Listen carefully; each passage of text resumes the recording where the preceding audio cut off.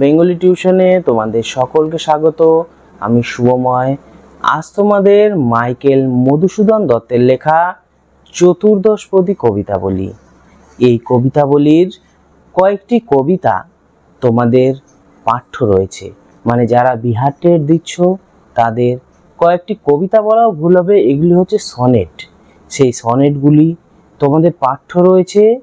সেই সনেটগুলির আজকে আমি আলোচনা করব, এবং শুধু আলোচনাই নয়, তার সাথে এমসিকিউ প্রশ্নোত্তর দিয়ে এই একটি ভিডিও তৈরি করেছি। আশা করি তোমাদের অনেকের উপকারে লাগবে। তো চলো ভিডিওটি শুরু করা যাক।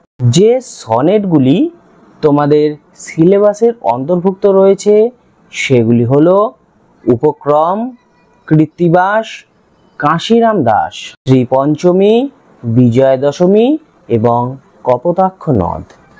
আমি প্রায় বেশিরভাগই সনেটের ব্যাখ্যা করে দেব। দুই একটি সনেট হয়তো ব্যাখ্যা করা সম্ভব নয়, কারণ সময়ের একটা ব্যাপার আছে। এমনিতেই ভিডিওটি অনেক বড় হয়ে যাবে। তবে প্রত্যেকটি সনেটের আমি এমসিকিউ প্রশ্নোত্তর দিব এই ভিডিওতে। চলো তাহলে শুরু করা যাক। আর শুরু করার আগেই বলে রাখি, সনেটগুলি তো আমরা একে একে সব আলোচনা করবই, কিন্তু চতুর্দশপদী কবিতাবলী জিনিসটা কি সেটা তো তোমাকে জানতে হবে। বা এই চতুর্দশপদী কবিতাবলী মাইকেল মধুসূদন দত্ত কখন রচনা করেছিলেন, তখনকার পটভূমি কী ছিল, বা মাইকেল মধুসূদন দত্ত কেনই বা রচনা করেছিলেন, বা কাদের অনুসরণ করে তিনি রচনা করেছিলেন, সবগুলি ব্যাপার তোমাকে জানতে হবে। তার সাথে এটাও জানতে হবে চতুর্দশপদী কবিতাবলী কটি ভাগে বিভক্ত রয়েছে। মানে প্রত্যেকটি ভাগ তো আছে এগুলিতে, সেই ভাগের মধ্যে কোন পর্যায়ে কি কি সনেট পড়ে সেগুলিও তোমাকে জানতে হবে। তাহলে চলো প্রথমে আগে চতুর্দশপদী কবিতাবলীর একটু বিষয় সংক্ষেপ, বা আমি বলতে পারবো যে চতুর্দশপদী কবিতাবলীর সম্বন্ধে কিছু জেনে নেই। তারপর আমরা কবিতাগুলিতে এক এক করে প্রবেশ করব। বাংলা কবিতাকে যিনি মধ্যযুগ থেকে আধুনিক যুগে নিয়ে এসেছিলেন তিনি হলেন স্বয়ং মাইকেল মধুসূদন দত্ত। হয়তো সে কারণেই তাকে আধুনিক বাংলা কবিতার জনক বলা হয়ে থাকে। তিনটি নতুন রীতি তিনি বাংলা কবিতায় নিয়ে এসেছিলেন। সেগুলি হলো মহাকাব্য, মননাট্য ও সনেট। মধুসূদনের আগে সাহিত্যে কাব্য কাহিনী থাকলেও মহাকাব্যকে সেই সময় দেখা যেত না। মধুসূদনই প্রথম সার্থক মহাকাব্য আমাদের উপহার দিয়েছিলেন। তিনি আরেকটি জিনিস আমাদের উপহার দিয়েছিলেন, সেটি হলো চতুর্দশপদী কবিতাবলী। মধুসূদন সৃষ্ট সনেট সর্বদা প্রবহমান নদীর মতোই বয়ে চলেছে। প্রায় 150 বছর হতে চলল, কিন্তু এখনো সেই মধুসূদনের সনেট চর্চা বাঙালি করেই চলেছে। মধুসূদন কেন সনেট লিখেছিল তার একটু পূর্ব ইতিহাস আমাদের জেনে নেওয়া উচিত।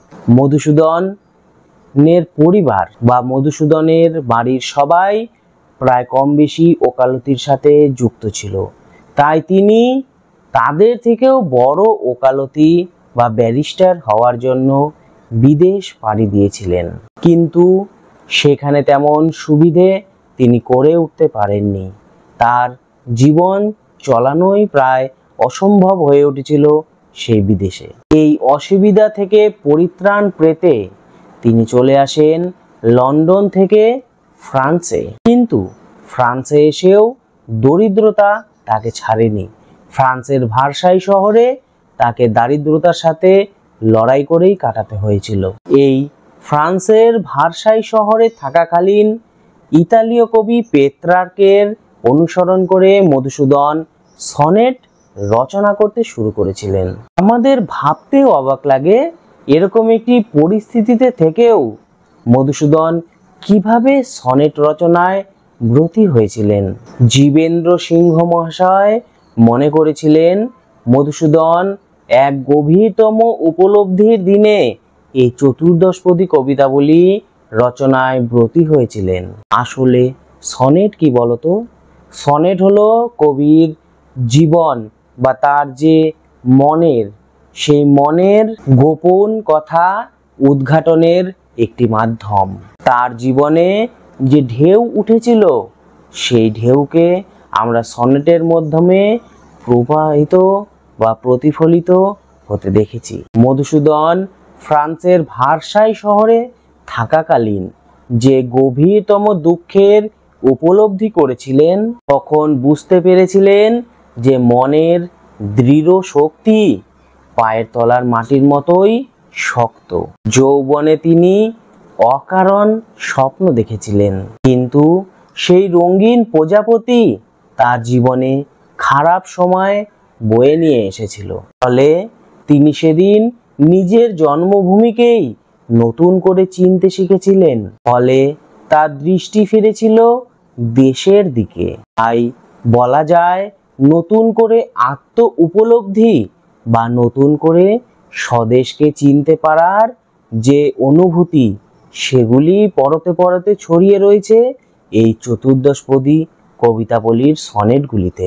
সনেটের যে আঙ্গিক, তাতেও মধুসূদন এক নতুনত্বের পরিচয় রেখেছিলেন। মধুসূদনের আরও একটি বড় কৃতিত্ব ছিল, কি বলতো? তিনি সনেটের ছাঁচকে ধরতে পেরেছিলেন। তবুও সমালোচকেরা তো তাদের কথা বলবেই। সমালোচকেরা মনে করেছে যে এই চতুর্দশপদী কবিতাবলীতে মধুসূদনের আসল যে প্রতিভা, সেটি প্রকাশিত হয়নি। পেত্রার্ক, মিল্টন বা শেক্সপিয়ারের সনেটে যে বিষয় গরিমা রয়েছে, যে ভাব মহিমা আছে, তা সমালোচকেরা মধুসূদনের লেখায় খুঁজে পাননি। শোক বা দুঃখের তাপ মধুসূদনের মনকে অনেক সময় সনেট রচনার যে অনুকূল পরিস্থিতি দিয়ে উঠতে পারেনি। আবার অনেক সময় দেখা গিয়েছে অনেক সনেট দাঁড়িয়ে রয়েছে অলংকারের মার প্যাচের ওপর। দেখো, একটি কথা বলে রাখি, অলংকার সনেটে ব্যবহার করা ভালো, কিন্তু অলংকারের উপর যদি পুরো সনেটটা দাঁড়িয়ে থাকে, সেটি তো ভালো নয়। যাই হোক, চতুর্দশপদী কবিতাবলী প্রকাশিত হয়েছিল 1866 খ্রিস্টাব্দে 1 আগস্ট।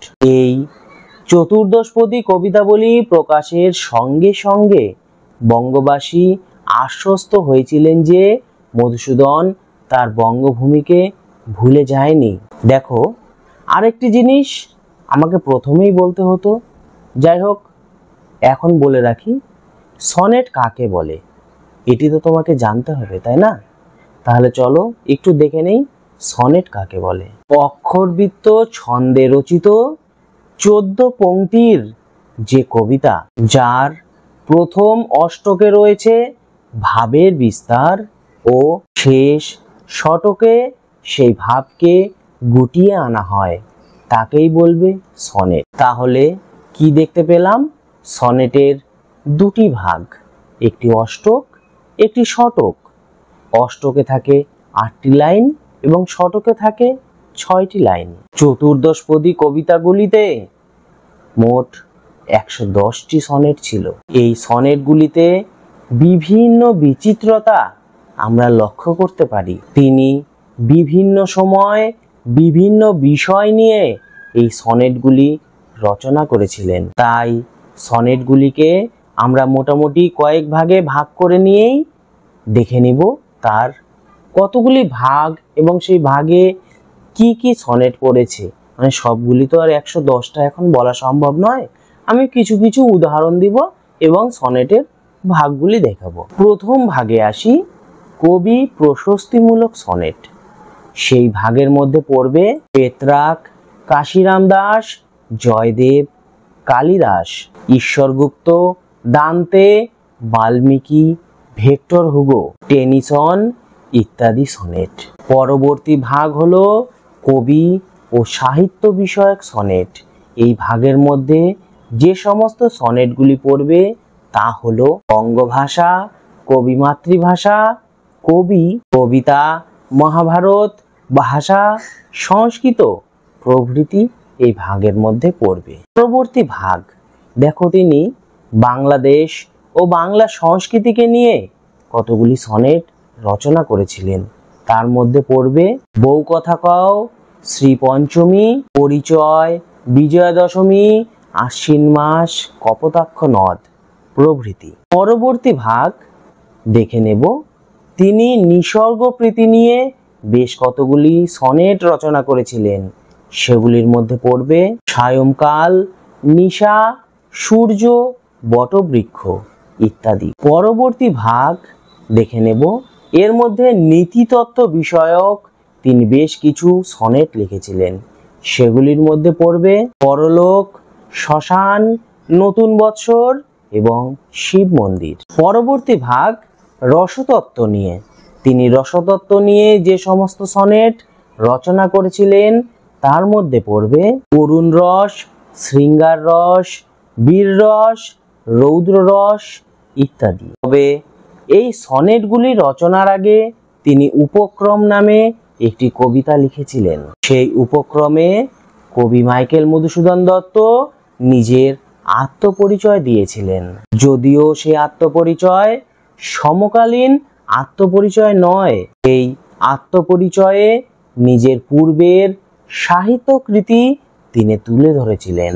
তবে এটা আমার ব্যক্তিগত মতামত, বা অনেকেই বলেছেন, যতগুলি সনেট রয়েছে সবগুলি সনেটের মধ্যে কাশিরাম দাস এই সনেটটি অতীব উৎকৃষ্ট মানের।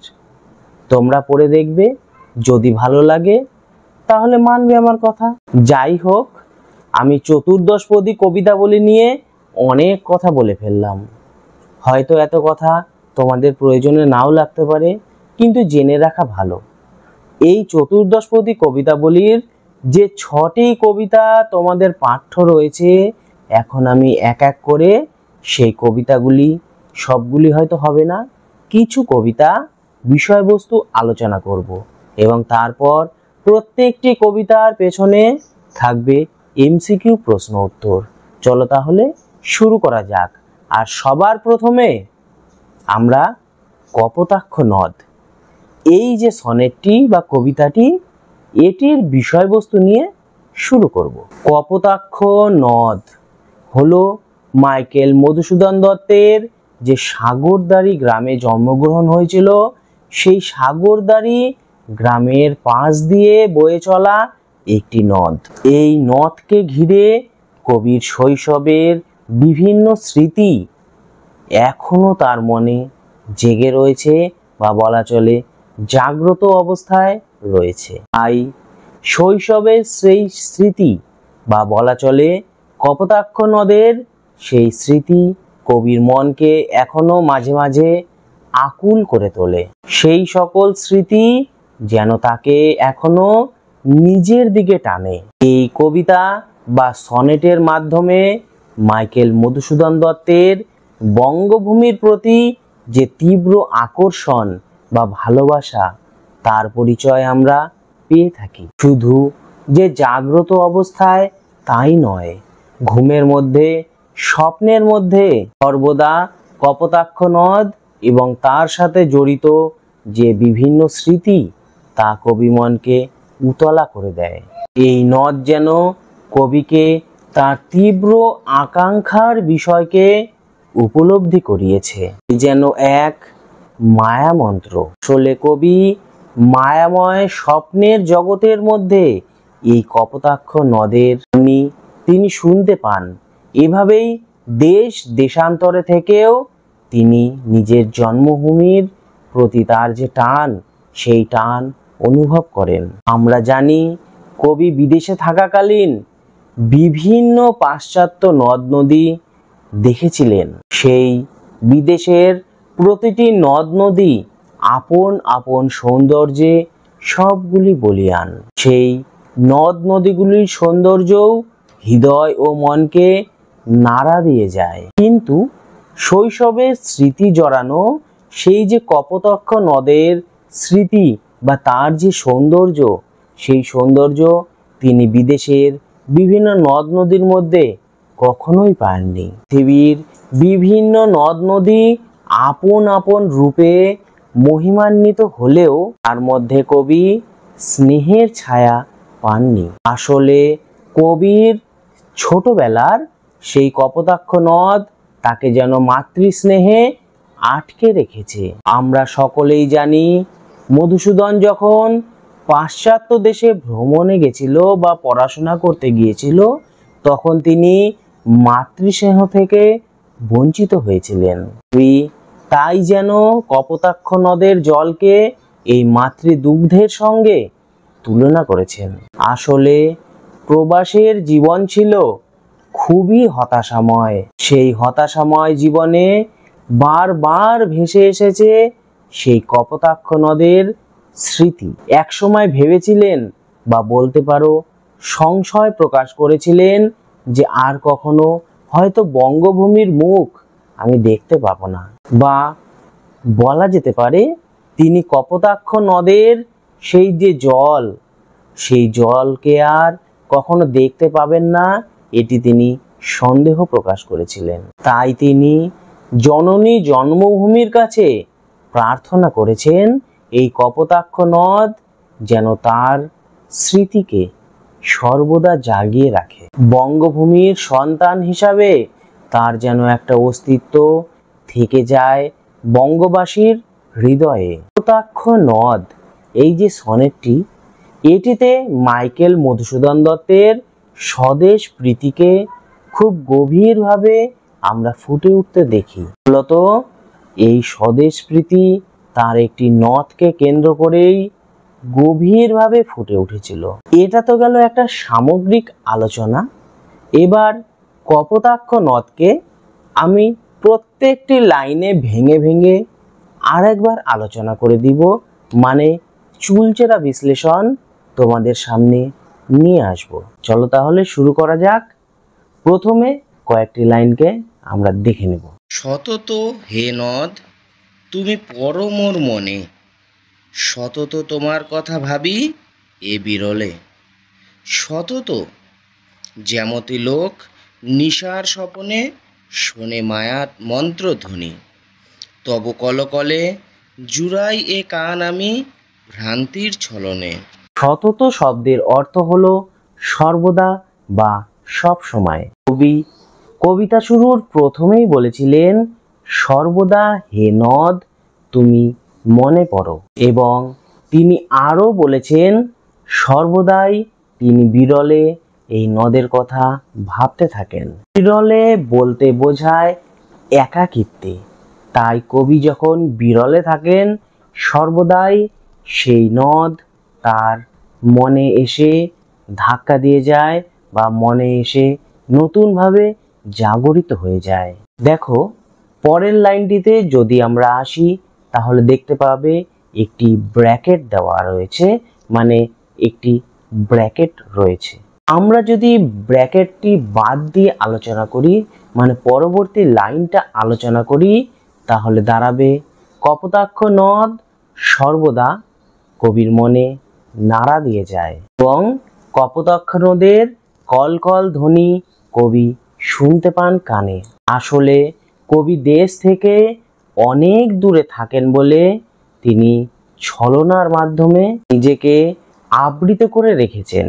আমাদের মনে রাখতে হবে কবি যেই সময় সনেটটি লিখেছিলেন তিনি ছিলেন ভারসাই শহরে, আর কপোতাক্ষ নদটি সেটি ছিল তার গ্রাম সাগরদাড়ি গ্রামে। তাই তিনি ছলনার আশ্রয় নিয়েছিলেন।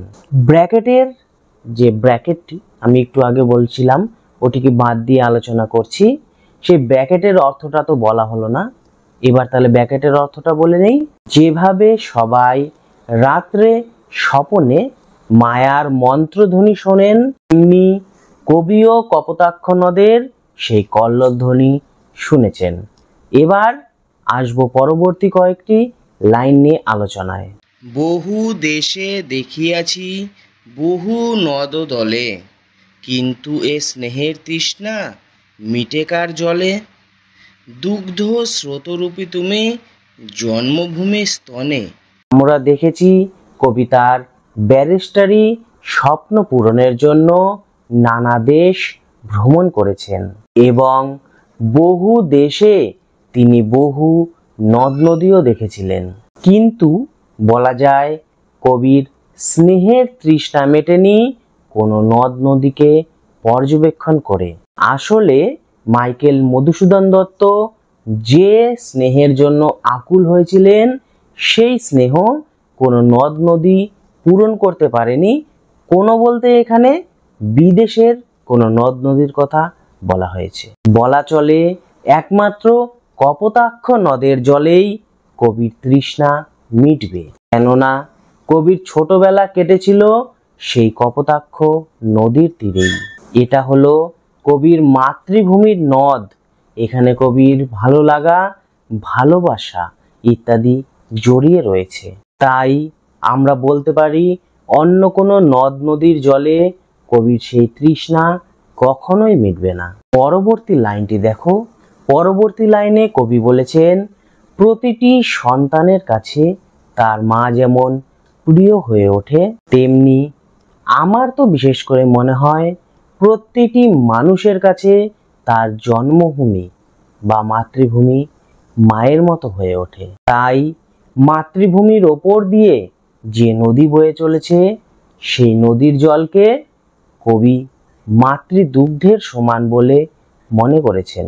শিশু যেমন মাতৃদুগ্ধ খেয়ে বড় হয় বা শিশুর কাছে সবচেয়ে প্রিয় খাবার হয়ে ওঠে মাতৃদুগ্ধ, তেমনি কবি মাইকেল মধুসূদন দত্তের কাছে এই কপোতাক্ষ নদের জল হয়ে উঠেছে মাতৃদুগ্ধ। পরবর্তী কয়েকটি লাইনের অংশ আমরা দেখে নেব। আর কি হে হবে দেখা, যত দিন যাবে প্রজারূপে রাজরূপ সাগরেরে দিতে, বাড়িরূপ কর তুমি এ মিনতি, গাবে বঙ্গজজনের কানে শখে সখারিতে নাম তার, এ প্রবাসে মজি প্রেম ভাবে, লইছে যে তব নাম বঙ্গের সঙ্গীতে। কবি ফ্রান্সের ভার্সাই শহরে থাকাকালীন এই কয়েকটি সনেট রচনা করেছিলেন। তাই তার মনে প্রশ্ন জেগেছিল, আর কি হবে দেখা, অর্থাৎ মাতৃভূমির সঙ্গে আর কি মিলন সম্ভব। তারপর তিনি বলেছেন, যত দিন যাবে সেই কপোতাক্ষ নদ যেন সমুদ্রকে কর দিতেই রয়েছে। যেমন ভাবে দেখা যায় রাজাদের তার প্রজারা কর দেয়, কপোতাক্ষ নদও তাই জল রূপে সমুদ্রকে কর দিয়ে চলেছে। তাই মাইকেল মধুসূদন দত্ত কপোতাক্ষ নদের কাছে প্রার্থনা করেছেন, সেই নদ যখন সাগরে গিয়ে মিশবে, অর্থাৎ সেই নদ যখন বঙ্গোপসাগরে গিয়ে মিশবে, সেই নদ যেন মাইকেল মধুসূদন দত্তের নাম জনতার সামনে বা বঙ্গ সন্তানদের সামনে বলে দিয়ে যায়, অর্থাৎ বঙ্গজনের কাছে তার নাম তিনি পৌঁছে দিতে বলেছেন। কবি মাইকেল মধুসূদন দত্তের লেখা একটি সনেটের কথা মনে পড়ে যায়, সেটি হলো বঙ্গভূমির প্রতি। দেখো, বঙ্গভূমির প্রতি যে কবিতাটি রয়েছে সেই কবিতাটিতে কবি মাতৃভূমির কাছে প্রার্থনা করেছিলেন, রেখমা দাসের মনে এ মিনতি করি পদে। তার মানে তিনি ভুলবশত যে দেশ ছেড়ে বিদেশে চলে গিয়েছিলেন, এই জন্য তিনি নিজের ভুল নিজে বুঝতে পেরেছেন এবং মাতৃভূমির কাছে শেষে প্রার্থনা করেছেন যেন তিনি মধুসূদনকে আবার তার কোলে বা আশ্রয়ে ফিরিয়ে নেন এবং বঙ্গ সন্তানদের কাছে যেন মাইকেল মধুসূদনকে প্রতিষ্ঠা করতে তিনি সাহায্য করেন। ঠিক এই রূপ এই সনেটেও দেখা যায়, তিনি নদের কাছে প্রার্থনা করেছেন যেন তিনি সকলের কাছে বা বঙ্গজনন মানে সন্তানদের কাছে তার নামটি বলে দিয়ে যায়। প্রবাসে থেকেও তিনি যে নদের কথা স্মরণ করেছেন এটি যেন সকলে জানতে পারে। আসলে এই কবিতা বা সনেটের মূল বক্তব্য বিষয় হলো মাতৃভূমির প্রতি টান, মাইকেল মধুসূদন দত্ত যতই প্রবাসে থাকুক না কেন তার মাতৃভূমির প্রতি টান সর্বদাই থেকেছে এবং সেটি এই কপোতাক্ষ নদ সনেটের মধ্য দিয়ে তিনি প্রকাশিত করেছেন। এটি হলো কপোতাক্ষ নদ। এই যে সনেট সেটির চুলচেরা বিশ্লেষণ বা প্রতিটি লাইন ধরে আলোচনা। এবার আমরা অন্য একটি সনেট নিয়ে আলোচনা করব। তার আগে কপোতাক্ষ নদের এমসিকিউ প্রশ্ন উত্তরগুলো দেখে নেব। সতত হে নদ তুমি পড়ো মোর মনে, কার লেখা? অপশানগুলি হলো রবীন্দ্রনাথ ঠাকুর, মাইকেল মধুসূদন দত্ত, বিহারীলাল চক্রবর্তী। সঠিক উত্তর মাইকেল মধুসূদন দত্ত। সতত তোমার কথা ভাবি এ বিরলে, কার কথা ভাবা হচ্ছে? অপশানগুলি হলো কপোতাক্ষ নদ, দামোদর নদ, কংসাবতী নদ। সঠিক উত্তর কপোতাক্ষ নদ। জুড়াই এ কান আমি, কবি কান কিসের দ্বারা জুড়াবেন? অপশানগুলি হলো নেশার ছলনে, পেশার ছলনে, ভ্রান্তির ছলনে। সঠিক উত্তর ভ্রান্তির ছলনে। শোনে মায়া মন্ত্রধ্বনি, কে কোথায় শুনেছিল? অপশানগুলি হলো নিশার স্বপ্নে, দিবার জাগরণে, সন্ধ্যার তন্দ্রায়। সঠিক উত্তর নিশার স্বপনে। বহু দেশে দেখিয়াছি, কবি কি দেখেছেন? অপশানগুলি হলো বহু নদ, মাঝারি নদ, অল্প নদ। সঠিক উত্তর বহু নদ। কিন্তু এ স্নেহের তৃষ্ণা মেটে কার জলে? কবি কার জলে তৃষ্ণা মেটার কথা বলেছেন? অপশানগুলি হলো গঙ্গার জলে, দামোদরের জলে, কপোতাক্ষর জলে। সঠিক উত্তর কপোতাক্ষর জলে। কবি যখন কপোতাক্ষ নদ কবিতাটি লিখেছিলেন তখন তিনি কোথায় ছিলেন? অপশানগুলি হলো বাংলায়, মাদ্রাজে, ইংল্যান্ডে। সঠিক উত্তর মাদ্রাজে। কপোতাক্ষ নদ কবিতাটির ছন্দলিপি কিরূপ? অপশানগুলি হলো 10+8, 8+4, 8+6। সঠিক উত্তর 8+6। কপোতাক্ষ নদ কবিতাটি স্পষ্ট দুটি অংশে বিভক্ত, অংশ দুটির নাম কি? অপশানগুলি হলো অষ্টক, দ্বিপাদিক, অষ্টক, ঘটক, ঘটক, ত্রিক। সঠিক উত্তর অষ্টক, শতক। কপোতাক্ষ নদ কবিতাটি কোন ছন্দে রচিত? অপশানগুলি হলো চতুর্দশপদী, সনেট, পয়ার। সঠিক উত্তর সনেট। দুগ্ধ স্রোতরূপী তুমি জন্মভূমে স্তনে, এখানে নদীকে কবি কিসের সাথে তুলনা করেছেন? অপশানগুলি হলো দেবতার সাথে, নারীর সাথে, মায়ের সাথে। সঠিক উত্তর দেবতার সাথে। দুগ্ধ স্রোতরূপী তুমি জন্মভূমে স্তনে, তুমি বলতে কাকে বোঝানো হয়েছে? অপশানগুলি হলো কপোতাক্ষ নদ, দামোদর নদ, অজয় নদ। সঠিক উত্তর কপোতাক্ষ নদ। প্রজারূপে রাজারূপ সাগরেরে দিতে, সাগর বলতে কোন সাগরকে বোঝানো হয়েছে? অপশানগুলি হলো আরব সাগর, বঙ্গোপসাগর, ভরত মহাসাগর। সঠিক উত্তর বঙ্গোপসাগর। বাড়িরূপ করো তুমি, এখানে বাড়িরূপ বলতে কি বোঝানো হয়েছে? অপশানগুলি হলো জল, মেঘ, বৃষ্টি। সঠিক উত্তর বৃষ্টি। এ প্রবাসে মজি প্রেম ভবে, প্রবাস বলতে এখানে বোঝানো হয়েছে? অপশানগুলি হলো পর্তুগাল, স্পেন, ফ্রান্স। সঠিক উত্তর ফ্রান্স। কপোতাক্ষ নদ আঙ্গিকগত বিচারে কোন শ্রেণীর কবিতা? অপশানগুলি হলো পয়ার, মুক্তক, সনেট। সঠিক উত্তর সনেট। শোনে মায়া মন্ত্রধ্বনি তব কলকলে, এখানে কলকলে কোন জাতীয় শব্দ? অপশানগুলি হলো অনুকার শব্দ, ধনাত্মক শব্দ, সাপেক্ষ শব্দজোড়। সঠিক উত্তর ধনাত্মক শব্দ। আর কি হে হবে দেখা, এটা কি জাতীয় বাক্য? অপশানগুলি হলো অনুজ্ঞাবাচক, সংশয়াত্মক, প্রশ্নসূচক। সঠিক উত্তর প্রশ্নসূচক। মধুসূদন দত্ত কোথায় জন্মগ্রহণ করেছিল? অপশানগুলি হলো বনগাঁ, যশোহর, হাওড়া। সঠিক উত্তর যশোহর। কপোতাক্ষ নদ কবিতাটিতে কটি চরণ আছে? অপশানগুলি হলো 10টা, 12টা, 14টা। সঠিক উত্তর 14টা। পরবর্তী যে সনেটটি নিয়ে আমরা আলোচনা করব তার নাম হলো কাশিরাম দাস।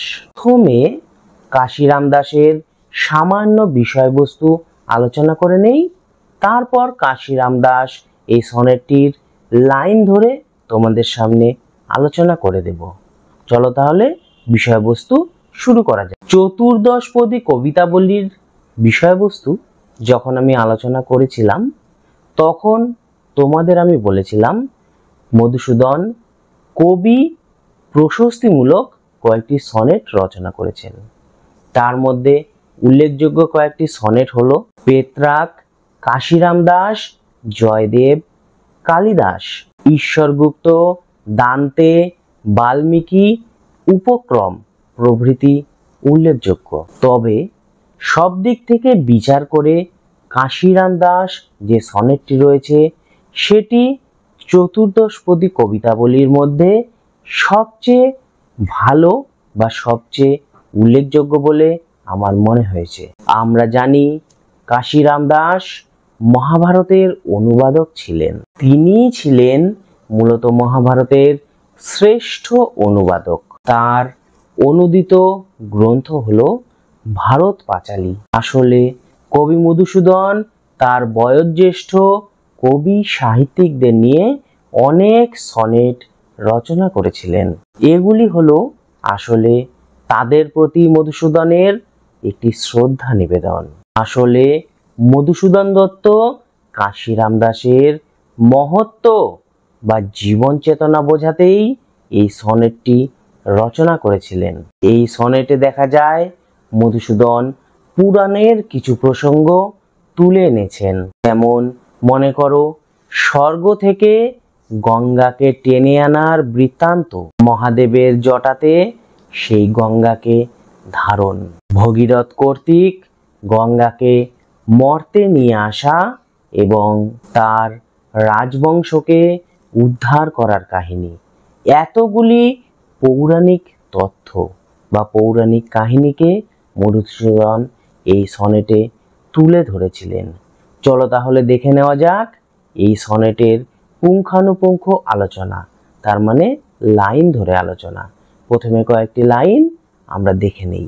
চন্দ্রচূড় জটা জালে আছিলা যেমতি, জাহ্নবী ভারত রস ঋষি দৈপায়ন, ঢালি সংস্কৃত হ্রদে রাখিলা তেমতি, তৃষ্ণায় আকুল বঙ্গ করিত রোদন। এখানে চন্দ্রচূড় শব্দের অর্থ হলো মহাদেব বা শিব। তার জটা জালে মানে মাথার উপর যে জটটি থাকে সেই জটে গঙ্গা যেভাবে আবদ্ধ ছিল। আরেকটি কথা বলে রাখি, এখানে জাহ্নবী বলতে গঙ্গাকে বোঝানো হয়েছে। এই গঙ্গা মহাদেবের জটায় যেভাবে আটকে ছিল বা বন্দি অবস্থায় ছিল এবং সেখান থেকে যেভাবে প্রবাহিত হয়ে মর্তে তিনি প্রবাহিত হয়েছেন সেভাবে ঋষি দৈপায়ন পুরাতনকালের মানুষদের ভাসিয়ে নিয়ে গেছেন। যেমন ভাবে দেখতে পাই মহাদেব তার জটা থেকে মানে যে আমাদের মর্তের মানুষদের উদ্ধারের জন্য গঙ্গাকে ছেড়ে দিয়েছিলেন, তেমনি বেদব্যাস সংস্কৃত ভাষায় মহাভারত রচনা করে সমস্ত বঙ্গবাসীকে তার তৃপ্তি সাধনা করেছিলেন বা তৃপ্তি দান করেছিলেন। কবি মধুসূদন বলেছেন এই বঙ্গবাসীরা একসময় তৃষ্ণার জন্য রোদন করত। আসলে এই তৃষ্ণা কয়েক রকমের হতে পারে। একটু আগেই আমরা বললাম গঙ্গা মহাদেবের জটায় আবদ্ধ ছিল, কাজেই সেই সময় পানীয় মানে একটি তৃষ্ণার তো অভাব হয়েই থাকে। সেই তৃষ্ণার জন্য বঙ্গ সন্তানরা যেভাবে আপ্লুত হয়ে উঠেছিল বা যেভাবে হাহাকার করছিল, তেমনি বঙ্গবাসীরা প্রাচীন সাহিত্যের একটি তৃষ্ণা নিয়ে অনেক দিন বেঁচেছিল। যেভাবে গঙ্গা মানুষের তৃষ্ণা মিটিয়েছে, সেভাবে কাশিরাম দাস বঙ্গবাসীর সাহিত্য তৃষ্ণা মিটিয়েছে। এবার আসি পরবর্তী কয়েকটি লাইনের আলোচনায়। কঠোরে গঙ্গায় পুঁজি ভগীরথ ব্রতী, সুধন্য তাপস ভবে নরকুল ধন। সগর বংশ যথা সাধিলা মুকতি, পবিত্রিলা আনিমায়ে এ তিন ভুবন। সেইরূপ ভাষাপথ খননী সবলে, ভারত রসের স্রোত আনিয়াছ তুমি। জুড়াতে গৌড়ের তৃষ্ণা সে বিমল জলে। এই লাইনগুলি আলোচনা করার আগে আমাদের একটু ভগীরথের গঙ্গাকে মর্তে আনয়নের বৃত্তান্তটি জেনে নেওয়া প্রয়োজন। মহামণি কপিলের অভিশাপে সাগর বংশ ধ্বংস হয়ে গেলে এই বংশের রাজা দিলীপের পুত্র ভগীরথ কঠোর তপস্যা করে তার পূর্বপুরুষদের উদ্ধারের চেষ্টা করেছিলেন। তিনি জানতে পেরেছিলেন গঙ্গার স্পর্শেই তার পূর্বপুরুষদের মুক্তি সম্ভব। তাই ভগীরথ তার রাজ্য ছেড়ে তপস্যা করতে থাকেন এবং ব্রহ্মা তার তপস্যায় খুশি হয়ে ভগীরথকে গঙ্গার মুক্তির তিনি আদেশ দেন। কিন্তু ব্রহ্মার কমণ্ডলু থেকে গঙ্গাকে তো মুক্তি দিয়ে দিল, কিন্তু গঙ্গা এত স্রোতস্বিনী যে সেটি যদি মর্তের ওপর দিয়ে প্রবাহিত হয় তবে মর্ত তো ভেসে যাবে। তাই মহাদেব সেই গঙ্গাকে নিজের জটা জালে ধারণ করেছিলেন। এরপর মহাদেবকেও সেই ভগীরথ তপস্যার দ্বারা মুগ্ধ করেছিলেন এবং মহাদেব তখন সেই জটাজাল থেকে এক বিন্দু সরোবরে নিক্ষেপ করেছিল। তা থেকে গঙ্গা সপ্ত ধারায় মর্তের উপর দিয়ে প্রবাহিত হতে থাকে। এই সপ্ত ধারার মধ্যে একটি ধারা ভগীরথের পশ্চাৎগামী হয় এবং এই জলধারার দ্বারা ভগীরথের পূর্বপুরুষেরা তারা শাপমুক্ত হয়েছিল। আরেকটু বুঝিয়ে বলি, ইক্ষ্বাকু রাজবংশের রাজা ছিল ভগীরথ। রাজত্বে অবতীর্ণ হওয়ার পরেই তিনি জানতে পারেন তার পূর্বপুরুষেরা পাপিষ্ঠ হয়ে রয়েছে। এই পূর্বপুরুষদের মুক্তির জন্য তিনি সেনাপতি এবং অন্যান্য যারা সৈন্য সামন্ত তাদের হাতে রাজ্য সঁপে দিয়ে তিনি হিমালয়ে চলে যান তপস্যা করতে। গুরুদেবের উপদেশ অনুসারে তিনি প্রায় 3000 বছর ধরে তপস্যা করেছিলেন এবং প্রায় 60,000 পূর্বপুরুষকে তিনি মুক্তি দিয়েছিলেন। অবশেষে কপিল মুনির নির্দেশে তিনি গঙ্গাকে তুষ্টি সাধন করেছিলেন এবং তার পূর্বপুরুষদের তিনি উদ্ধার করেছিলেন। সেই জন্য মধুসূদন হয়তো বলেছিলেন, ভগীরথ যেমন গঙ্গাকে তুষ্ট করেছেন, তিনি যে কঠোর তপস্যা করেছিলেন এবং সেটা থেকে তিনি যে জয়ীও হয়েছিলেন, তার পুণ্যফল মর্তবাসী এখনো ভোগ করে চলেছে। শুধু মর্তবাসী কেন, সাগর বংশও সে পাপ থেকে মুক্তি তো পেয়েছিল। ভগীরথ যেমন সাগর বংশকে মুক্তি দিয়ে গঙ্গাকে মর্তে এনেছিলেন, তেমনি শ্রীরাম দাস মহাভারত রচনা করে সাহিত্যকে আরো গুণান্বিত করে তুলেছিলেন। আর তিনি মহাভারত রচনা করে বাঙালির সাহিত্য তৃষ্ণাকে মিটাতে পেরেছিলেন। শ্রীরাম নিজের ক্ষমতায় ভারত কথাকে বা ভারত বলকে ধারণ করে এনেছিলেন। শুধু ভারত রস কেন, বাঙালির ন্যায়, নীতি, আদর্শ, অহংকারকে পর্যন্ত তিনি বহন করে এনেছিলেন। শ্রীরাম দাসের এই মহাভারতের রসে বাঙালি ভেসে গিয়েছিল। গঙ্গার জলে যেমন মর্তবাসীর পিপাসা মিটেছিল, তেমনি বাঙালির সাহিত্য রস পিপাসাকে কাশিরাম দাস পূর্ণ করেছিল। এবার আমরা পরবর্তী শেষ কয়েকটি লাইন দেখে নেব। নারীবে শোধিতে ধার কভু গৌর ভূমি, মহাভারতের কথা অমৃত সমান, হে কাশী কবিজ দলে তুমি পুণ্যবান। এটি চতুর্দশপদী কবিতাবলীর অন্তর্গত। কাশিরাম দাসকে ধন্যবাদ জানিয়ে মধুসূদন বলেছেন, গৌরভূমি তোমার এই ধার কোনো দিন শোধ করতে পারবে না, তো বঙ্গদেশ তোমার কাছে ঋণী হয়ে রয়েছে। অমৃত পান করে মানুষ যেমন ধন্য হয়, মানুষ যেমন মুগ্ধ হয়, তেমনি মহাভারতের কথা শুনেও তাদের অমৃত ন্যায় মনে হয়েছে। তাই মধুসূদন বলেছিলেন, মহাভারতের কথা অমৃত সমান, হে কাশী কবিজ দলে তুমি পুণ্যবান। কবি মধুসূদন বলেছেন, কাশিরাম দাস তার অপার্থিব পুণ্যফল সমগ্র বাঙালি জাতিকে অর্পণ করে দিয়ে গিয়েছিলেন। এটা হলো কাশিরাম দাস যে সনেটটি, সেটির পুঙ্খানুপুঙ্খ আলোচনা বা লাইন ধরে আলোচনা। এবার আমরা পরবর্তী একটি সনেটের দিকে এগিয়ে যাব, কিন্তু তার আগে কাশিরাম দাস এই সনেটটির কিছু এমসিকিউ প্রশ্ন উত্তর নিয়ে আলোচনা করব। চলো তাহলে শুরু করা যাক। গঙ্গা কোথায় আবদ্ধ ছিল? অপশনগুলি হলো হিমালয়ে, শিবের জটায়, গঙ্গোত্রী হিমবাহে। সঠিক উত্তর শিবের জটায়। কাশিরাম দাস কবিতাটি। অপশনগুলি হলো বেদনা স্তোত্র, স্মরণ, জীবনীমূলক। সঠিক উত্তর বেদনা স্তোত্র। কাশিরাম দাস কবিতায় ভারত রস ঋষি কাকে বলা হয়েছে? অপশনগুলি হলো ঋষি দ্বৈপায়ন, ঋষি কর্ণ, ঋষি বশিষ্ঠ। সঠিক উত্তর ঋষি দ্বৈপায়ন। ঋষি দ্বৈপায়ন বলতে অপশনগুলি হলো ঋষি কর্ণ, ঋষি বেদব্যাস, ঋষি বশিষ্ঠ। সঠিক উত্তর ঋষি বেদব্যাস। মহাভারতের শ্রেষ্ঠ অনুবাদক। অপশনগুলি হলো কালীপ্রসন্ন সিংহ, রাজশেখর বসু, কাশিরাম দাস।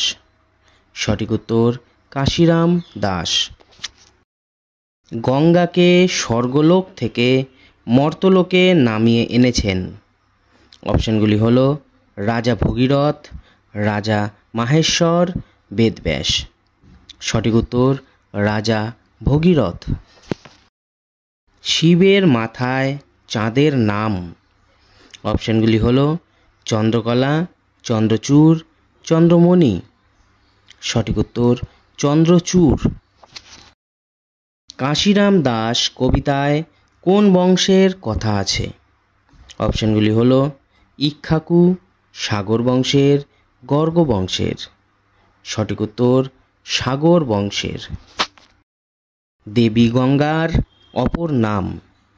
অপশনগুলি হলো যমুনা, জাহ্নবী, সরস্বতী। সঠিক উত্তর জাহ্নবী। বাংলাদেশের প্রাচীন নাম কি? অপশনগুলি হলো বঙ্গভূমি, গৌড়, গৌরভূমি। সঠিক উত্তর বঙ্গভূমি। সাগর বংশের যথা সাধিলা মুকতি। মুকতি শব্দটি ধ্বনি পরিবর্তনের কোন রীতি? অপশনগুলি হলো স্বরসঙ্গতি, অভিশ্রুতি, অভিনিহিতি। সঠিক উত্তর অভিশ্রুতি। এবার আমরা বিজয়া দশমী নামের সনেটটি নিয়ে আলোচনা করব। এই বিজয়া দশমী সনেটটির প্রথমে আমি সামান্য বিষয়বস্তু বা 2-4 লাইন বলে নিয়ে তারপরে বিজয়া দশমী সনেটটির পুঙ্খানুপুঙ্খ মানে প্রতিটি লাইন ধরে আলোচনা করে তোমাদের কাছে উপস্থাপন করব।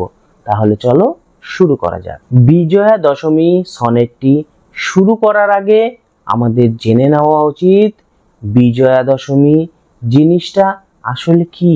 আমরা জানি আশ্বিন মাসের শুক্লপক্ষের দশমী তিথিতে দেবী দুর্গা তার মায়ের ঘর ছেড়ে কৈলাসে তার স্বামীর কাছে ফিরে যান। এই যে দিন বা এই যে সময়, সেই সময়টিকেই বিজয়া দশমী বলা হয়। এটি হয়তো সবাই জানো। আর বিজয়া তো ঠিক আছে যে চলে যাচ্ছে সেই জন্য বিজয়া, কিন্তু দশমী কেন বলা হয়?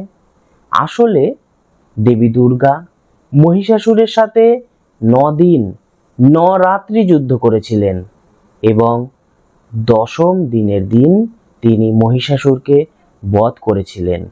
এই যে দশম দিনের দিন তিনি বধ করেছিলেন, এই জন্য তার নাম হয়, মানে এই দিনটির নাম হয় পরবর্তীকালে দশমী। তাই বিজয়া দশমী জিনিসটা তোমাদের সামনে আমি সামান্য তুলে ধরলাম। এবার কবিতার বিষয়বস্তু নিয়ে আমরা প্রবেশ করি। প্রথমে কয়েকটি লাইন আমরা দেখে নেব। যেও না রজনী আজি লয়ে তারা দলে, গেলে তুমি দয়াময়ী এ পরাণ যাবে। উদিলে নিদয় রবি উদয় অচলে, নয়নের মণিমোর নয়ন হারাবে। দেখো, আমি 2-3-4টি লাইন এখানে তুলে ধরেছি ঠিকই, কিন্তু তুমি সনেটটির পুরোটা যখন দেখবে সেখানে দেখতে পাবে পুরোটি একটি কোটেশনে দেওয়া আছে এবং শেষে মা মেনকার কথা বলা হয়েছে। মানে এই যে পুরো সনেটটি, এই পুরো সনেটটি মা মেনকার উক্তিতেই করা হয়েছে, বা পুরো কথাটি, কবিতার যে সবগুলি কথা মা মেনকা বলেছে। এখানে মূলত নবমীর রাতকেই মা মেনকা অর্থাৎ হিমালয়ের স্ত্রী তিনি বলেছিলেন। কি বলেছিলেন সেটি আমরা পরে আসব, কেন বলেছিলেন সেটি আগে আসব। মানে নবমীর রাতকে তিনি কেন বলেছিলেন। আসলে আমরা সকলেই জানি দুর্গাপুজো শুরু হওয়ার পর থেকে প্রথমা, দ্বিতীয়া, তৃতীয়া, চতুর্থা ইত্যাদি পঞ্চমী, ষষ্ঠী, সপ্তমী, অষ্টমী, নবমী, এই যে 9টি দিন, এই কয়েকটি দিন খুব মহা সমারোহেই কাটে। মূলত ষষ্ঠী থেকে নবমী এই কয়েকটি দিন মহা সমারোহেই কাটে, কিন্তু দশমীর দিন দেখা যায় দুর্গা পতিগৃহে ফিরে যায়। মানে তাকে বলতে শোনা যায়, যেও না রজনী আজি লয়ে তারা দলে, গেলে তুমি দয়াময়ী এ পরাণ যাবে। এখানে মা মেনকা অনুরোধ করেছিলেন নবমীর রাতকে তিনি যেন না চলে যায় তার বুকে যে ফুটে থাকা তারা তাদেরকে নিয়ে। যদি নবমীর রাত চলে যায় তাহলে মেনকার প্রাণটি চলে যাবে, অর্থাৎ উমা চলে যাবে তার গৃহ থেকে। শুধু দুর্গা কেন, প্রতিটি মায়ের প্রাণ কেঁদে ওঠে যখন তাদের মেয়েরা তার বাপের বাড়ি থেকে চলে যায় পতিগৃহে। তিনি আরো বলেছেন, উদিলে নির্দয় রবি দয় অচলে, নয়নের মণি মোর হারাবে। তিনি নবমীর রাতকে বলেছেন যে দশমীর যদি সূর্য উদয় হয় বা দশমীর প্রভাত যদি চলে আসে, তখনই দেবী দুর্গা কৈলাসে চলে যাবেন এবং তার নয়নের মণি তিনি হারিয়ে ফেলবেন।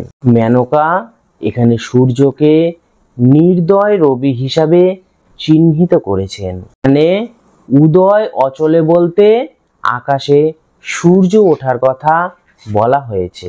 মনে জিনিসটি কি সেটি আর তোমাদের নতুন করে বোঝাতে হবে না।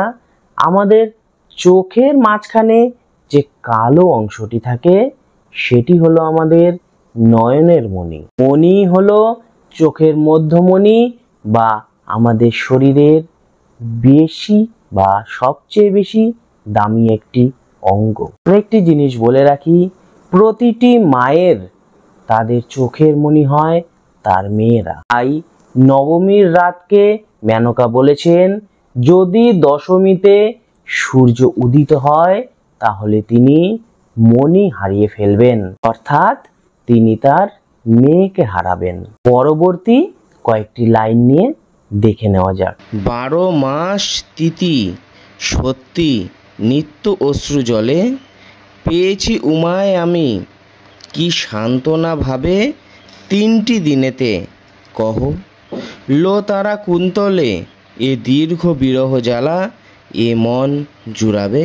এখানে তিথি কথাটির অর্থ বোঝানো হয়েছে ভেজা, অর্থাৎ 12 মাস ধরে তিনি চোখের জলে প্রাণ ভিজিয়ে উমাকে কাছে ডেকেছেন, আর উমাও এসেছেন বছর পার করে মায়ের কাছে সেই দুর্গাপুজোর সময়। কিন্তু মেনকা বলেছেন এই 3-4 দিনে তার মনের কি স্বাদ মিটবে। মানে 3টি দিন বলতে সপ্তমী, অষ্টমী এবং নবমীকে বোঝানো হয়েছে। একটি কথা বলে দিই, এখানে কুন্তল শব্দটির অর্থ হলো চুল, আর তারা কুন্তলে যে শব্দটি ব্যবহার করা হয়েছে সেটি দেবীর আর এক রূপের কথা এখানে বলেছেন মেনকা। মেনকার দীর্ঘ 1 বছর অপেক্ষার পর তার কন্যা দুর্গা তার বাড়িতে এসেছেন, আর এই কয়েকদিন থেকেই তাকে চলে যেতে হবে। তাই মেনকা প্রশ্ন রেখেছেন, এ দীর্ঘ বিরহ জ্বালা এ মন এমন করে জুড়াবে। পরবর্তী শেষ লাইনগুলো আমরা একবার দেখে নেব। 3 দিন স্বর্ণদ্বীপ জ্বলিতেছে ঘরে, দূর করি অন্ধকার, শুনিতেছি বাণী মিষ্টতম এ সৃষ্টিতে এ কর্ণকুহরে, দ্বিগুণ আধার ঘর হবে আমি জানি, নিবাও এ দ্বীপ যদি, কহিলা কাতরে নবমীর নিশা শেষে গিরিশের রানী।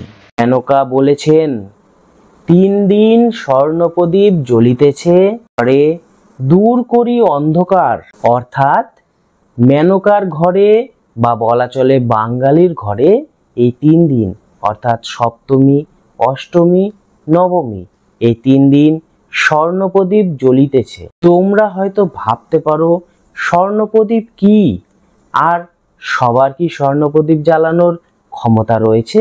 এবার একটু বলে নেই, প্রতিটা মায়ের কাছে মেয়েরাই হলো স্বর্ণপ্রদীপ, এবং তারা যখন বাড়িতে আসে মনে হয় যেন স্বর্ণপ্রদীপ জ্বলছে বা সোনার প্রদীপ জ্বলে উঠে। তাই মেয়েকে এখানে স্বর্ণপ্রদীপের সাথে তুলনা করা হয়েছে। আসলে এই সনেটে দেবী দুর্গাকে স্বর্ণপ্রদীপ হিসাবে বর্ণনা করা হয়েছে। মেনকা আরো বলেছিল, শুনিতেছি বাণী ইষ্টতম এ সৃষ্টিতে কর্ণকুহরে, অর্থাৎ মা মেনকা বা বলা যায় বাঙালি মায়ের প্রতিভু সমস্ত মারা বলতে চেয়েছিল এই কয়েকদিন বা এই 3টি দিন তারা মিষ্টিতম সুরে, মানে মেয়ের কথাটিকে এত মিষ্টি তাদের মনে হয়েছে যে মিষ্টিতম সুরে তাদের কর্ণকুহরে সেই কথা এই 3 দিন প্রবেশ করেছে।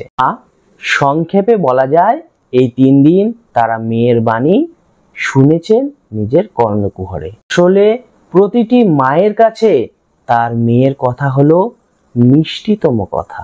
মেনকা তারপরে বলেছিল, দ্বিগুণ আধার ঘর হবে আমি জানি, নিবাও এ দ্বীপ যদি। অর্থাৎ মেনকা বলতে চেয়েছে দীর্ঘ 1 বছর পর তার মেয়ে বাড়িতে আসায় স্বর্ণপ্রদীপটি জ্বলে উঠেছিল, সাথে সাথে বাড়িটি উজ্জ্বল হয়ে ধরা দিয়েছে বা উজ্জ্বল রূপ ধারণ করেছে।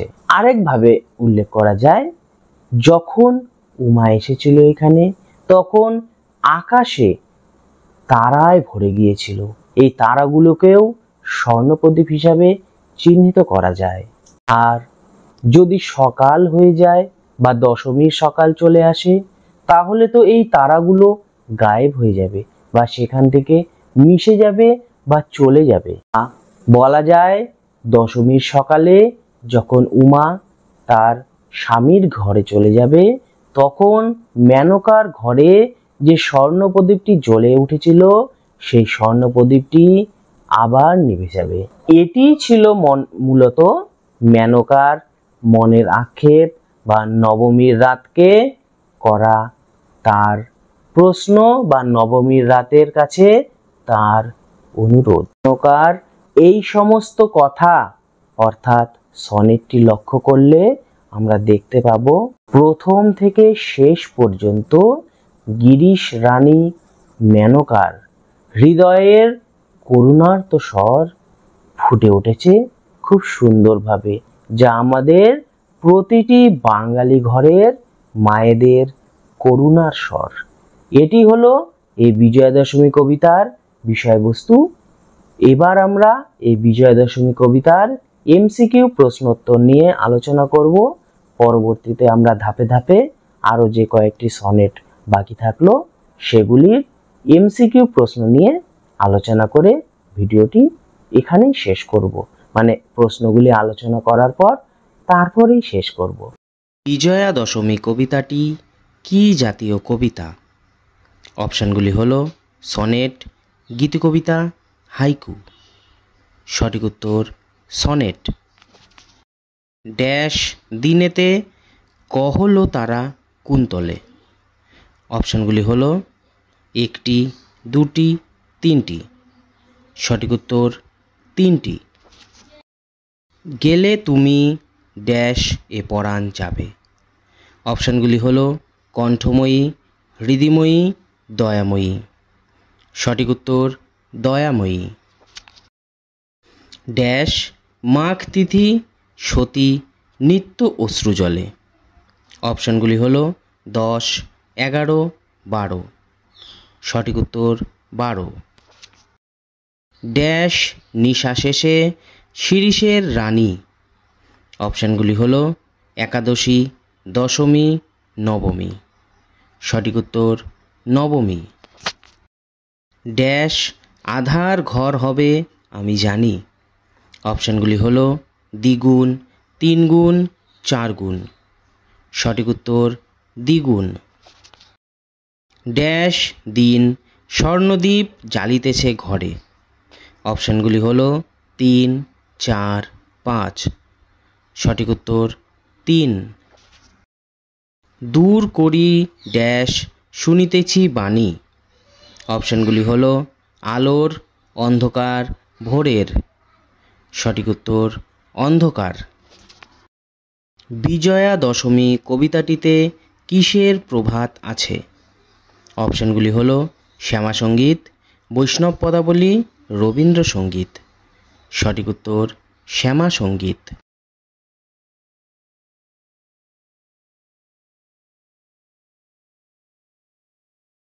উপক্রম কবিতাটি কয়টি অংশে বিভক্ত?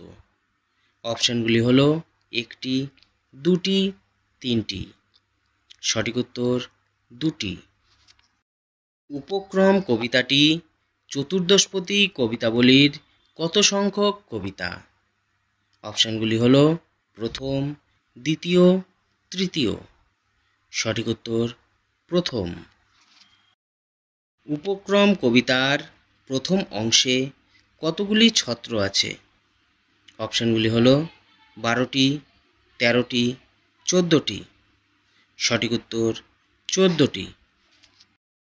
উপক্রম কবিতায় কতগুলি লাইন আছে?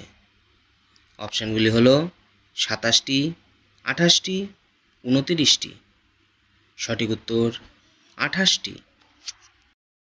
উপক্রম কবিতায় কোন মহাকবির নাম আছে? অপশানগুলি হলো বাল্মীকি, কৃত্তিবাস, কালিদাস।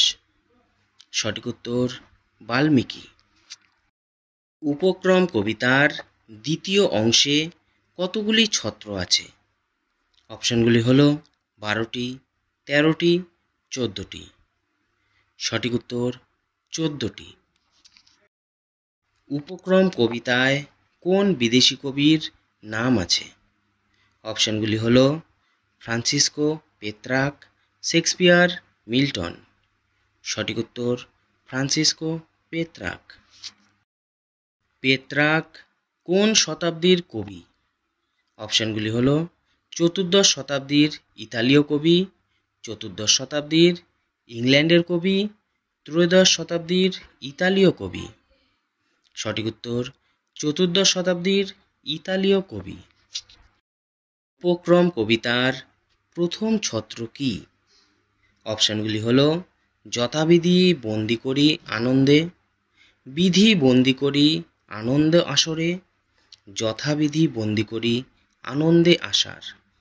সঠিক উত্তর যথাবিধি বন্দি করি আনন্দে আসার। উপক্রম কবিতার প্রথম উল্লেখ আছে। অপশানগুলি হলো রামায়ণ, মহাভারত, ওডিসি। সঠিক উত্তর রামায়ণ।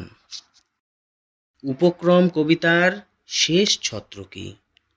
অপশানগুলি হলো উপহার রূপে আজি অরপি, উপহার স্বরূপে আজি আনন্দ, উপহার রূপে আজি অরপি রতনে।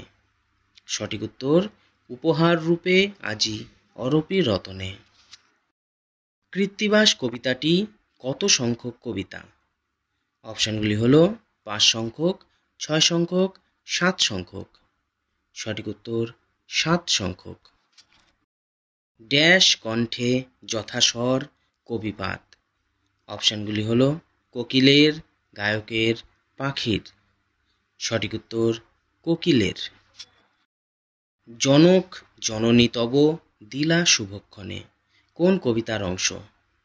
অপশানগুলি হলো বঙ্গভাষা, শ্রীপঞ্চমী, কৃত্তিবাস।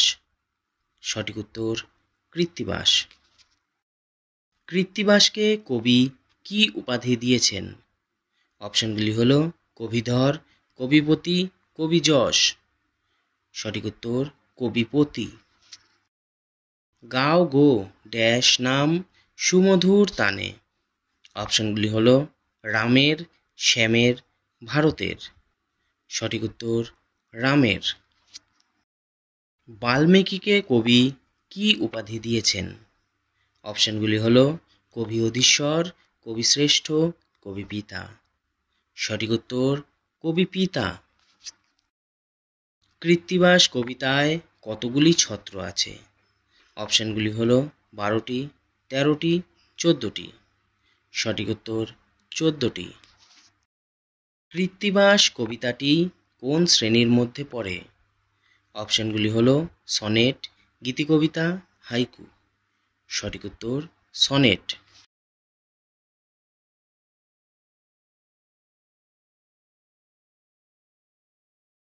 মধুসূদন দত্ত চতুর্দশপদী কবিতা কোন শহরে বসে লিখেছেন?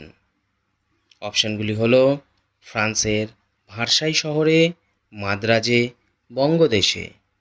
সঠিক উত্তর ফ্রান্সের ভার্সাই শহরে। চতুর্দশপদী কবিতাবলী প্রকাশিত হয়। অপশানগুলি হলো 1861 খ্রিস্টাব্দ, 1865 খ্রিস্টাব্দ, 1866 খ্রিস্টাব্দ। সঠিক উত্তর 1866 খ্রিস্টাব্দ। চতুর্দশপদী কবিতাবলীতে মোট কতগুলি কবিতা আছে? অপশানগুলি হলো 101টি, 102টি, 103টি। সঠিক উত্তর 102টি। কবি কৃত্তিবাস রচিত রামায়ণের নাম কি? অপশানগুলি হলো কৃত্তিবাসের রামায়ণ, শ্রীরাম পাঁচালী, রামকথা। সঠিক উত্তর শ্রীরাম পাঁচালী। মধুসূদন সনেট রচনাতে কোন কোন কবির রীতি অনুসরণ করেছেন? অপশানগুলি হলো মিল্টনীয় রীতি, নিজস্ব রীতি, না সবগুলোই ঠিক। সঠিক উত্তর সবগুলোই ঠিক। মিল্টন, পেত্রাক, নিজস্ব, সবগুলি। কৃত্তিবাস কবিকে এ বঙ্গের অলঙ্কার বলে কবি মধুসূদন দত্ত কোন কাব্যে উল্লেখ করেছেন? অপশানগুলি হলো তিলোত্তমা সম্ভব কাব্যে, মেঘনাদবধ কাব্যে, ব্রজঙ্গনা কাব্যে। সঠিক উত্তর মেঘনাদবধ কাব্যে। কৃত্তিবাস সনেটে কতগুলি চরণ আছে? অপশানগুলি হলো 12টি, 13টি, 14টি। সঠিক উত্তর 14টি। কৃত্তিবাস কবিকে বলা হয়েছেন? অপশানগুলি হলো কবিবর, কবিপতি, কবিকুল। সঠিক উত্তর কবিপতি। কৃত্তিবাস কবিতায় কৃত্তিবাস নাম কে দিয়েছেন বলে কবি জানিয়েছেন? অপশানগুলি হলো গুরুদেব, তার পিতামাতা, কবি মধুসূদন। সঠিক উত্তর তার পিতামাতা। নিশার স্বপনে কে কবির নাম বলেছেন? অপশানগুলি হলো কবি মধুসূদন, দেবতা, ভারতী। সঠিক উত্তর ভারতী। সুবঙ্গ মণ্ডলে কবি কৃত্তিবাস কার গান গাইবেন? অপশানগুলি হলো রামের গান, কৃষ্ণের গান, মহাভারতের গান। সঠিক উত্তর রামের গান। পবন পুত্রের নাম কি? অপশানগুলি হলো হনুমান, বালি, সুগ্রীব। সঠিক উত্তর হনুমান। কবি মধুসূদন দত্ত কৃত্তিবাস সনেটে কবি পিতা বলতে কাকে বুঝিয়েছেন? অপশানগুলি হলো কবি কালিদাসকে, কবি কৃত্তিবাসকে, কবি বাল্মীকিকে।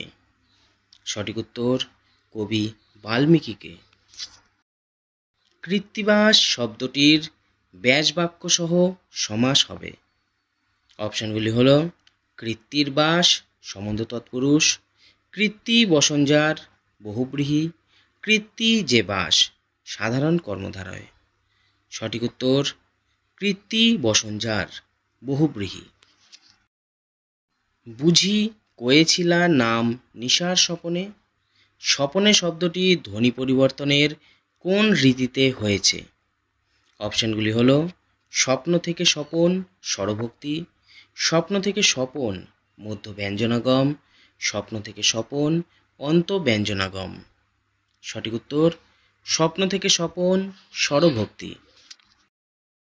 তেমতি যশস্বী তুমি সুবঙ্গ মণ্ডলে, যশস্বী শব্দটির প্রত্যয় কি হবে? অপশানগুলি হলো যশ যোগ সী, যশস সী, যশস বিন। সঠিক উত্তর যশস বিন।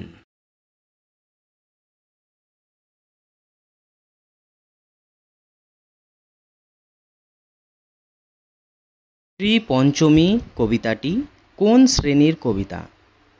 অপশানগুলি হলো হাইকু, সনেট, গীতিকবিতা। সঠিক উত্তর সনেট। কৃত্তিবাস বাল্মীকিকে কিভাবে তুষ্ট করবেন?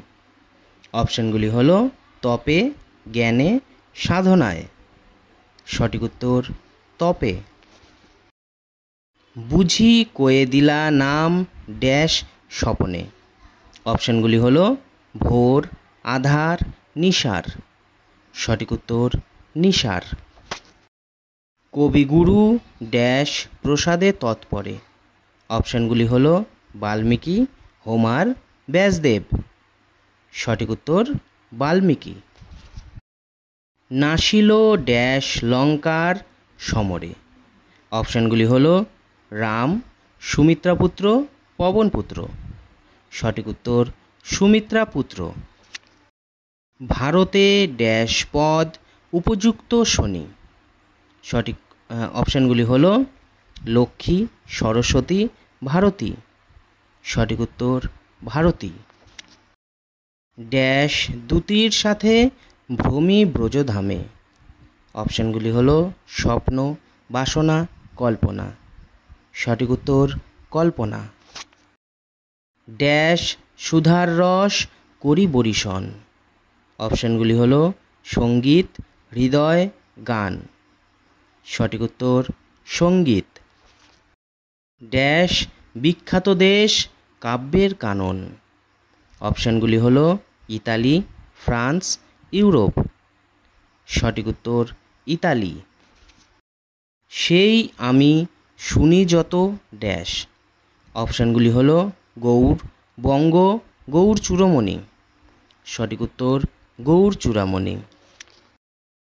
ইতালিকে কবি কি বলেছেন? অপশানগুলি হলো কাব্যের ভুবন, কাব্যের অঙ্গন, কাব্যের কানন। সঠিক উত্তর কাব্যের কানন। শ্রী পঞ্চমী কবিতার প্রথম ছত্র কি?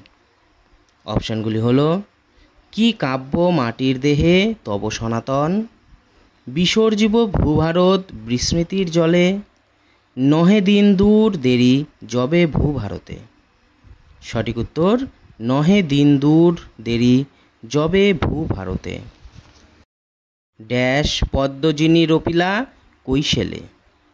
অপশানগুলি হলো হৃদরূপা, কল্পরূপা, মনোরূপা।